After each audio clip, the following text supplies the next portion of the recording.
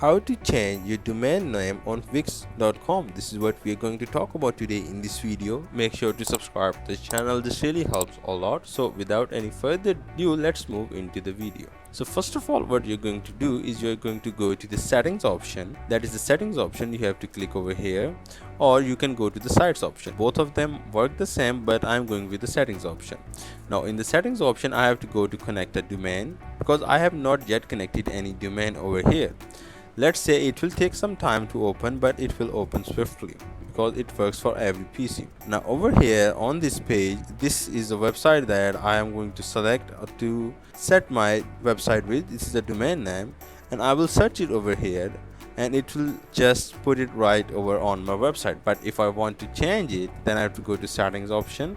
As I go to the settings option, I have to scroll down, and this is all of my settings and business related work that I want. This is the domains option. I have to click on the domains option.